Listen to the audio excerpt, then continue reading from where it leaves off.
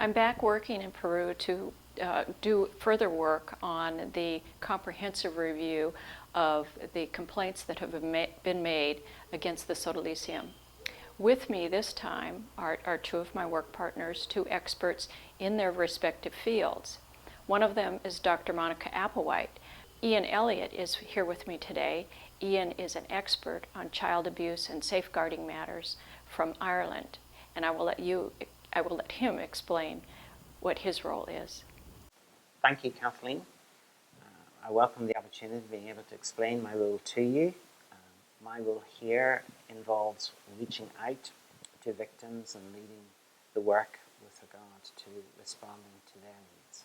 Well, primarily, obviously, listening to and being available to those people who have a story to tell, those people who consider themselves to be victims, but also, importantly, those people who have a knowledge of what has happened and who feel a desire to share that story. I will be part of the program that will receive those people, respond to them, listen to them, and importantly then pass on that information to the other members of the team, and we'll make recommendations with regard to how that should go forward. I haven't counted them all, but if I was to place a figure on it, I would say several thousand. As was previously mentioned, I've worked primarily in Ireland, but I've also worked in other parts of the world as well. And there have been many hundreds, if not thousands, of victims that I have engaged with and worked with and responded to their needs.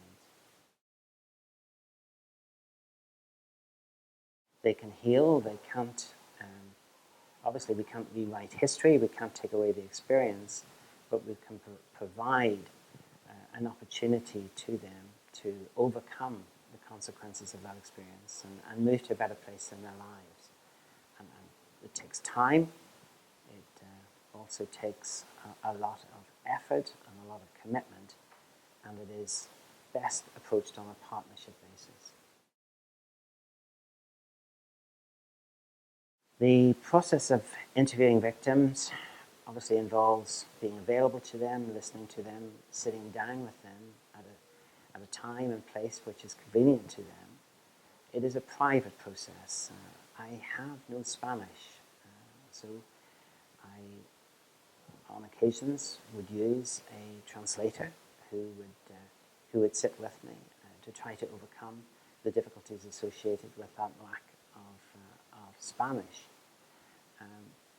But it is a private process, but it's not a totally confidential process, and I want to emphasize that point because there may be matters that will have to be addressed and passed on to the civil authorities with regards to prosecutions of crime.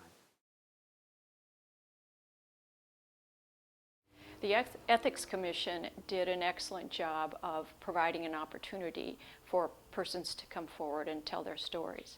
However, it's important in the next step to look deeper into the allegations that they made and to evaluate the stories that they have told and determine what the depth and scope of the problems that they have identified are, so that we can move forward and make recommendations for healing, for reconciliation, and for making improvements in the way that the Sodalicium responds to people who have been abused and how it prevents abuse from occurring in the future.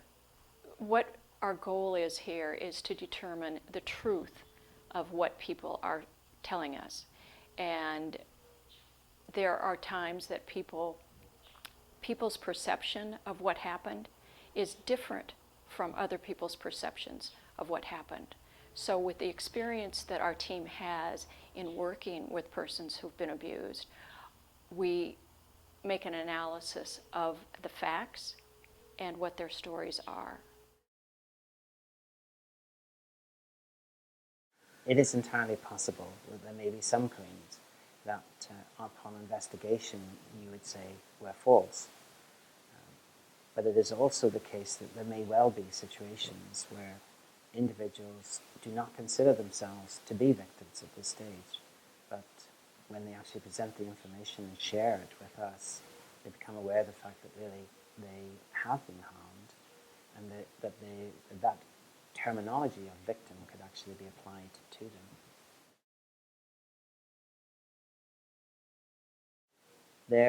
It is a process of healing which involves an indefinite period of time. It's very difficult to quantify that because everyone is different with regard to how they respond. It may take 1, 2, 3, 4, 5 meetings, or it could take a much longer period of time. Essentially, the best way to think of it is not as an event, but as a process. And there are a number of factors which contribute to how quickly you move through that process. But the important thing to emphasize is that people can heal, and they can move to a better position in their lives, to a situation where you can view them as having regained a quality of life that allows you to think of them as being totally healed from the situation of abuse.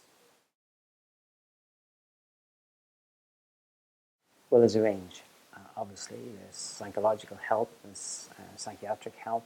It may also involve, you look at the individual's life and what are the difficulties, where the difficulties exist within their life, and you try to apply to them not just the best advice that you can, but also link them into professional services that can address particular needs for them, to try to help the process of them moving to a very much better place in their lives. You mentioned earlier that I have a lot of experience in this area of work, and I welcome the opportunity of being able to explain and say clearly that one of the difficulties in thinking about the healing process is to oversimplify it and to think that simply the payment of money to an individual is going to facilitate a process of healing. From my experience, that actually is rarely the case. I can also think of a lot of situations where individuals have not really been helped in terms of the quality of their life through the payment of money. So it's difficult to give a definitive answer to that, but certainly it is clear that in some cases the payment of money or the payment for the provision of services is perhaps the best way of thinking about reparation.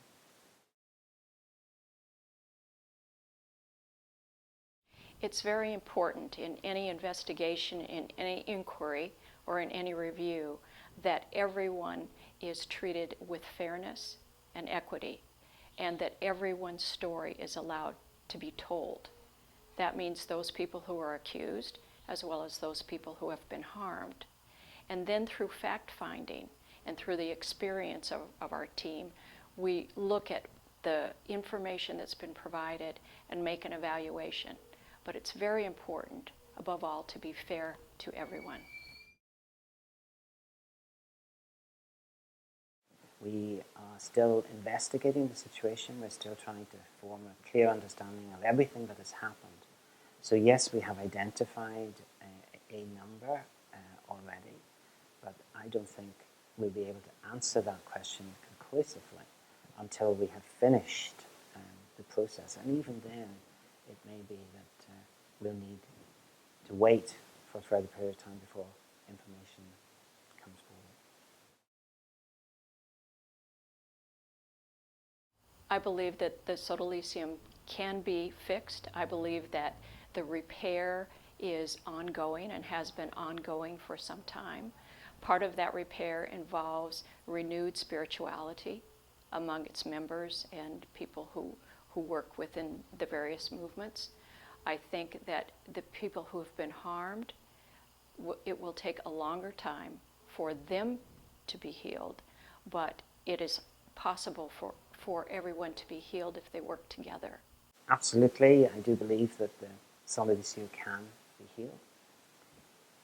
But my sense is that they don't just want to become good enough, if you like. I think where we need to set our sights is to move to a position of excellence, that they actually become stronger as a consequence of the mistakes that have been made in the past, learn from those, apply that learning to what they're doing now, and become a model for best practice across the whole of the church, not just here in Peru, but really throughout the world. And I think that is entirely possible. It takes commitment, it takes time, but if there is sufficient will to achieve it, there's absolutely no reason why it cannot happen. An openness and willingness to critically examine what has happened, to do so from two perspectives. First of all, to address any hurt that has been caused as a result of what's happened, but also to learn from that, and a willingness to apply that learning to what is happening today and what will happen to the future, to develop structures that are fairer, that are more transparent, that are more effective in terms of delivering the charism of the Sodalicio. That's ultimately what we want to try to facilitate, try to help them to do. It takes commitment on the part of everyone who is involved, all of the members. It takes sound leadership. It takes a willingness and openness to learn from the past and to apply that learning to what is happening today and what will happen in the future. And I think if, from my perspective, I would focus on the development of structures that are better suited to address the needs of the community as a whole, greater transparency, greater openness, but basically a willingness to learn.